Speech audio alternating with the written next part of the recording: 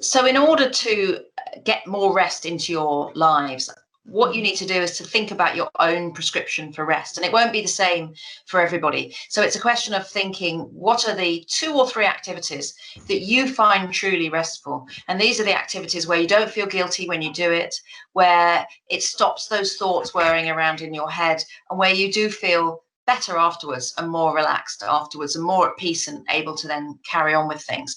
And it's a question of finding those activities and then finding how you can carve time out to do those, while also looking for surprise opportunities for micro breaks, and also looking at rest that's a wasted time that you can reframe. And also, when you are taking the time to rest doing one of these things, to make sure that if you start to feel guilty about it, to think, no, this is for my mental health, this is for my well-being, this is so that I can carry on doing all the things that other people are relying on me to do.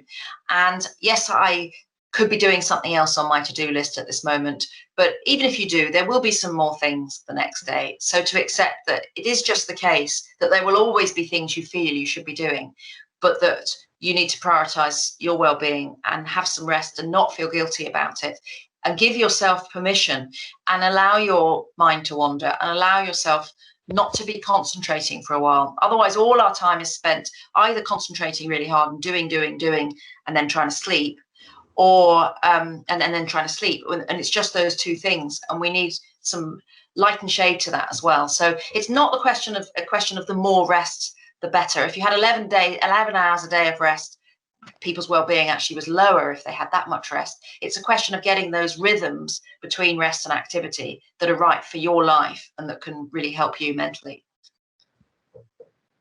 I think that's excellent. That's really simple, easy to achieve guide for our staff.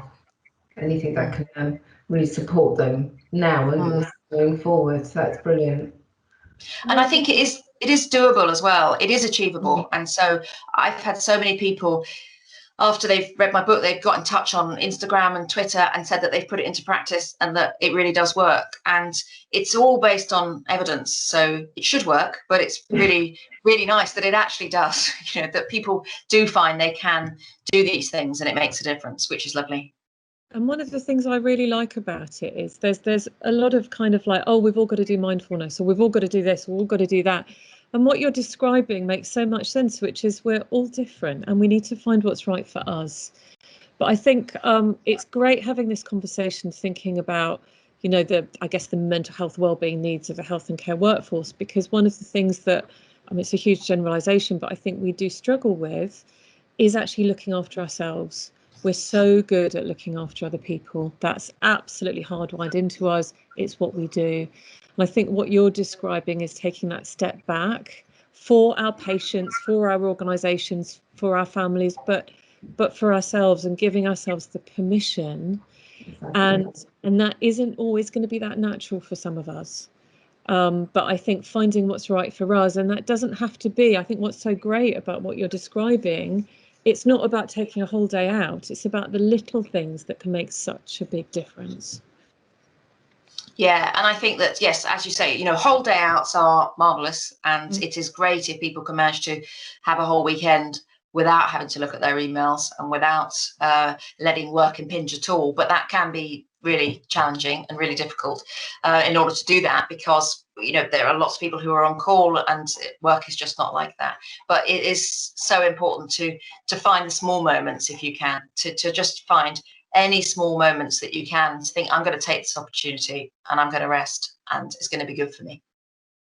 Yeah, I think Katrina, both of you hit the nail on the head with this, giving yourself that permission to do so, and I think people are juggling so much at work, at home, it seems almost a selfish act to give yourself that breather, that rest, when there's other things to be done. So it's, again, a slight cultural change to how we think about certain aspects of who we are. So that'd be great, actually. Claudia, thank you very much for the time, because I think what you've demonstrated is a number of key achievable things that we could all do, and also, which I thought was really, really helpful, some tasks and some support from managers and leaders to enable our staff to take their time to rest and reap the rewards later with a much healthier workforce. So thank you for myself and Katrina and the whole team for giving us this time today. We really do appreciate it. You're very welcome. Thank you for asking me.